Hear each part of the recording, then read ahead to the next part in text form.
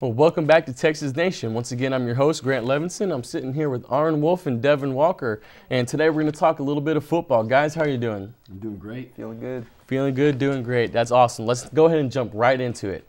Now, let's start with the hot topic all week, Michael Vick. Now, Devin, we all saw him torch the Redskins. He absolutely outplayed everybody. He just took over that game completely by himself. Do you see the Eagles having many struggles down the road if he continues to play this way? I'd have to say no. With Michael Vick playing the way he is, the only thing that he needs is a defense. It's basically gonna support him and back him. And as long as his defense plays well and he continues to play well, I don't see a team that can beat him. Well, now, Aaron, one thing that we've known about Michael Vick is he has been susceptible to injuries. He missed a couple of games already this year due to injuries because he scrambles and doesn't slide. Now, do you think that it's up to Andy Reid to control him and say, hey, Michael, we need you to slide. We need you to run out of bounds. We need you to not scramble necessarily so much because you're such an asset to the team? Or do you think he just lets him loose like he has been and it's kind of up to Mike? I think it needs to be up to Mike in the long run. I mean, it's self-discipline at this point. But seeing that he is the number one passing quarterback in the league right now, the highest passing rating, then I guess we put trust in the passing and chill out with the running unless we need it, and which will cut down on that chance of getting injured. So I think it needs to come from Mike. He has to make sure that he stays out of dangerous situations.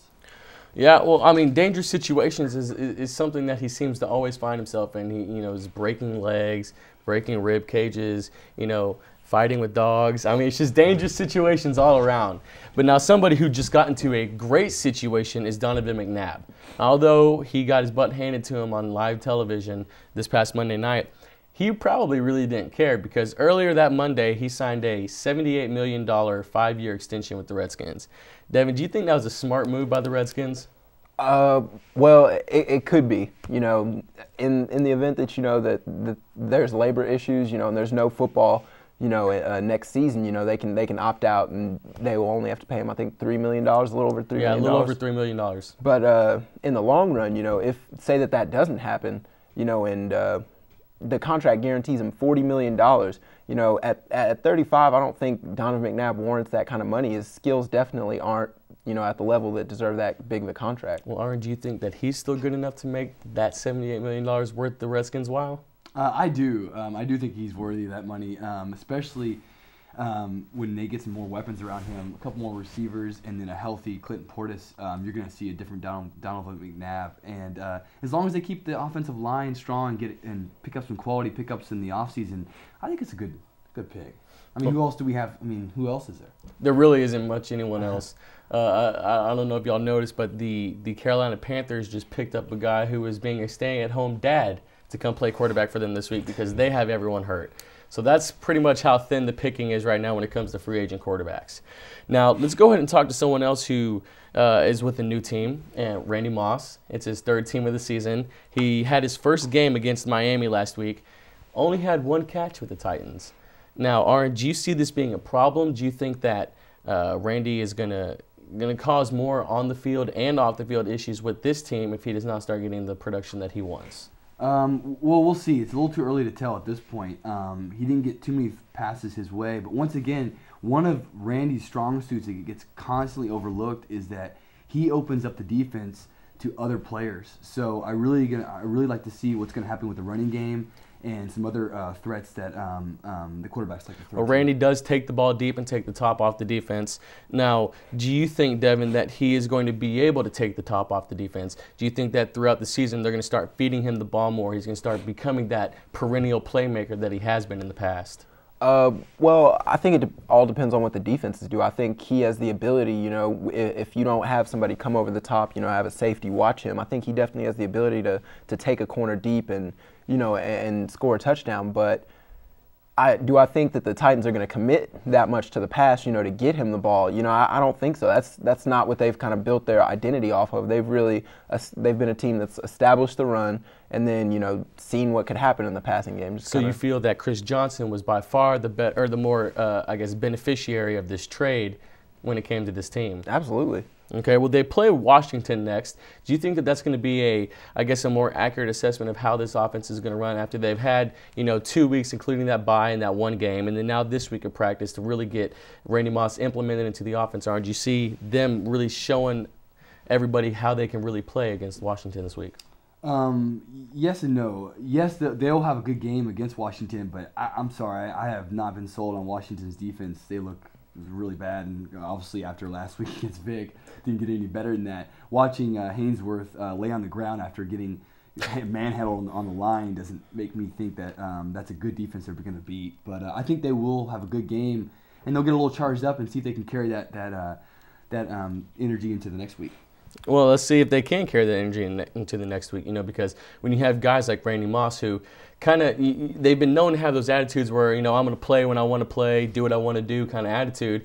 It can be detrimental to the team, but then it also, when they do want to play and they do want to do, they do.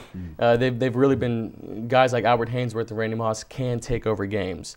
Now, speaking of someone who can take over a game, Reggie Bush has been out for the past couple of weeks with a broken leg. Actually, I think the last 6 weeks with a broken leg for the Saints, and he says that he expects to play right now. The Saints are 6-3, and they're 1 game behind Atlanta in the NFC South. Now, Devin, do you think that Reggie Bush is going to have an immediate impact on the Saints team, or do you think that because he's just now fresh and coming back, that they're going to kind of ease him in there, and that he might not get all the playing time that he desires? Well, I think if Reggie Bush is 100%, I think he can definitely impact this Saints team a lot. You see him, they run screens with him. They put him out in the slot. He returns kicks. This is a guy that does a lot of things, and his speed is, he's right up there with anybody in the league. He can run past pretty much anybody. So I think just having him back, if he's really at 100%, can make that 1 game difference for the Saints in the South. Well, or do you think it's smart for the Saints to, even if he is at 100%, to push it this game and give him that full workload, or do you think it's smart for them to kind of hold him back? I think it's smart to get him in the game. I don't want the full workload as a running back. If they want to run him out onto the flank, the flats and things like that, and really change up their looks on the offense, I think it's a great idea. But I mean, the guy's kind of injury prone, so I really don't want him to take the full load of a running back. No. Okay. Well, now you brought up an interesting subject: changing the offense. Well, Jerry Jones down in Dallas changed up the team, changed up the coach, brought in, I guess, head coach in waiting, Jason Garrett, finally giving him his chance. Now, he says he's just the interim coach right now. There's been no guarantees of him being the head coach after the year, but Cowboys got their second win. They're now 2-7 after, being 1-6 for the longest time, it felt like, and they finally beat the Giants, and they actually beat them at the Meadowlands. They beat them at the new Giants Stadium 33-20. The pun that I want to use is the Cowboys were playing lights out, because what happened was the lights went out at the Giants Stadium. But the star of that game, Arndt, was Dez Bryant. He completely took over that game, was making catches left and right. At one point, he had 4 catches for 152 yards and a touchdown. Do you see Dez's resurgence, or not resurgence, Dez's, I guess, implementation into the offense being the key factor for their success, or do you think it's Jason Garrett, the new head coach, being the key success? At this point, it's hard to tell. Dez is definitely doing his growth and getting his situation going well. I think it's really good for him, but the discipline factor has changed already with Jason as head coach, which I think has played a big factor. Meetings were held on time, which people weren't showing up to before on time, which is very interesting to me in the first place, but whatever. So I do think Jason's going to make a big impact. Is what they're missing with Wade was discipline. But Dez is just, he's just blooming in front of our eyes. So I think this is a salvation for him salvation's year for the Cowboys to get him set for next year. Well, obviously this might be a salvation for them to maybe tune up some players, but this year is done for them. But do you think that Jason Garrett can really right this ship in the offseason, get the Cowboys back on the Super Bowl track like many thought they were for this year?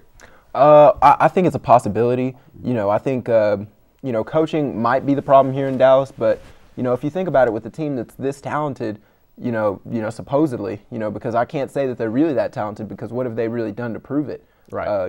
Some guys have had good individual performances, but it's a possibility that maybe they just need to bring in some new guys. Maybe they need a guy, that's going to come in and fill like a leadership role that they don't have right now, because the guys they have right now just aren't really cutting it. Okay, well, here's an interesting question that I have for both of y'all.